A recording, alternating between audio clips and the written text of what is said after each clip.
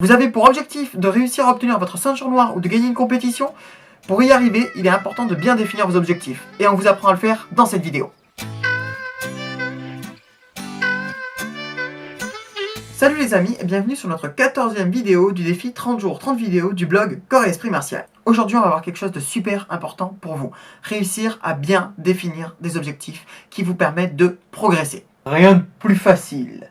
Il suffit de se dire qu'on veut avoir la ceinture noire et on bosse pour. José, si c'était si simple, tu penses vraiment qu'on ferait une vidéo pour ça? Définir ses objectifs, c'est quand même quelque chose de très compliqué. Ça a l'air très simple dit comme ça, mais ça ne l'est pas. Et bien sûr, définir ses objectifs, c'est quelque chose de très important pour un sportif. Mais pas seulement. Si vous souhaitez obtenir un diplôme ou un emploi ou une augmentation par exemple, il est important de définir vos objectifs. Tout d'abord, il faut comprendre qu'il y a deux types d'objectifs. Le premier est un objectif de fin. C'est un objectif que l'on valide. C'est-à-dire que c'est par exemple obtenir votre ceinture, gagner telle ou telle compétition, réussir à faire telle ou telle chose. L'avantage de ces objectifs, c'est qu'ils sont validés ou invalidés. Vous avez gagné votre compétition ou vous ne l'avez pas gagnée. Vous avez eu votre ceinture ou vous ne l'avez pas eu. Les objectifs de fin ont deux soucis majeurs. Le premier, c'est que si on ne le réussit pas, on peut être démotivé. Et le deuxième, c'est qu'on n'a pas dedans le moyen de réussir à obtenir les objectifs en question. Ce qui nous amène au deuxième type d'objectifs, les objectifs de moyens. Les objectifs de moyens sont des outils pour réussir à mieux progresser. Par exemple, je veux réussir à être plus fluide sur tel type d'exercice,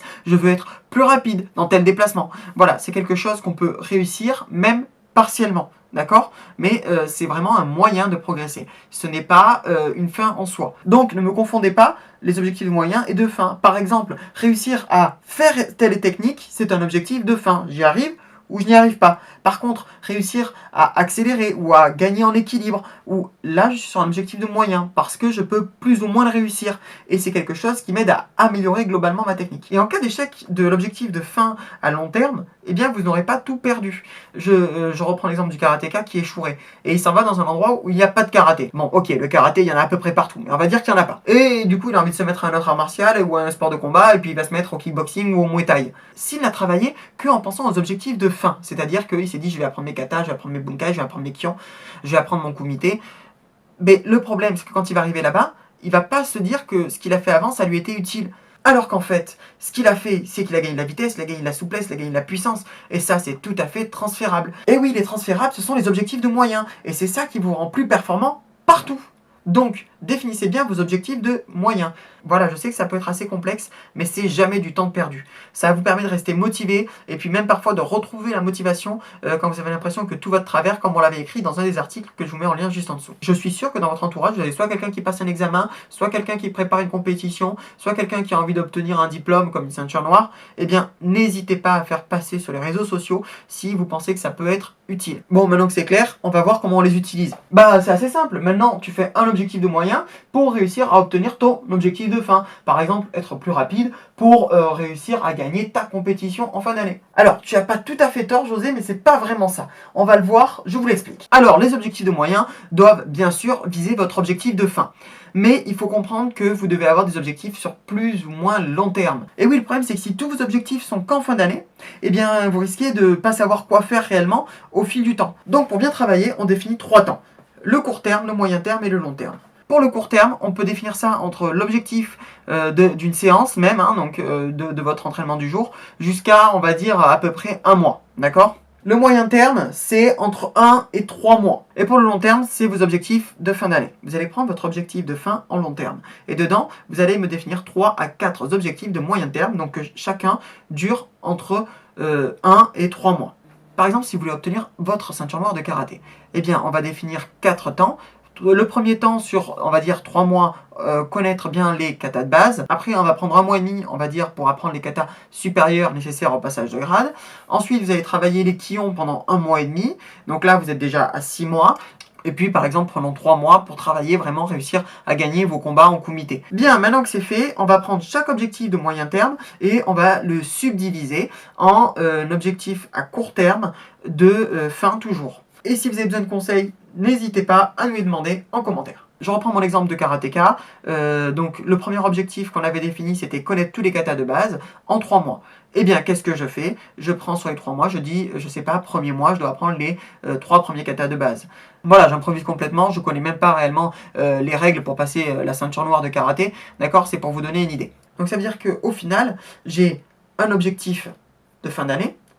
Pour cet objectif de fin d'année, j'en ai 4 objectifs à moyen terme. Et donc pour cela, on va dire que dans chacun, j'en ai défini 3. Ça me fait 12 objectifs de fin. On est tous d'accord jusque-là? Bien. Et bien maintenant, ce qu'il faut que je fasse, c'est que je définisse pour chacun d'eux un objectif de moyen pour réussir à progresser. Donc je reprends mon karatéka avec son premier objectif de fin à court terme qui était de maîtriser les 2 premiers katas en 3 semaines. Eh bien, qu'est-ce que je fais dessus? Je vais y greffer un objectif de moyen. Un objectif de moyen à court terme. Par exemple, réussir à être plus explosif dans mes déplacements.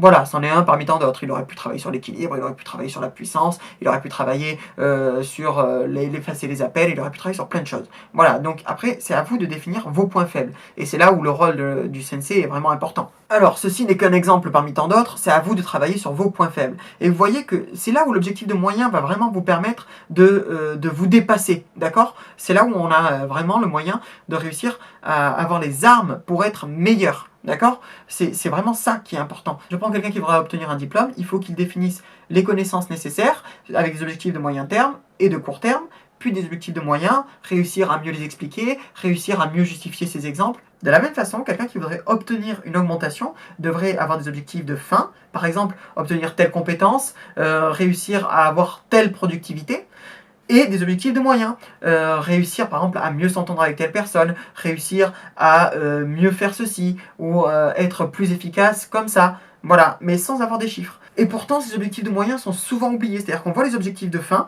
on dit oui, mais on va dire qu'il faut que j'apprenne mes katas, je vais les apprendre tac, tac, tac, il faut que je connaisse mes bunkai, il faut que je connaisse... Très bien, c'est super. Mais n'oubliez pas que les objectifs de moyens, c'est ça qui vous fait vraiment progresser. Pourquoi on dit que les sports de combat et les arts martiaux sont riches et qu'on n'arrête pas de progresser? C'est justement parce que ces moyens-là, on peut continuer à progresser, mais éternellement dessus. À un moment, connaître le kata, vous allez réussir. Connaître les bunkai, vous allez réussir. Ça, c'est les objectifs de fin.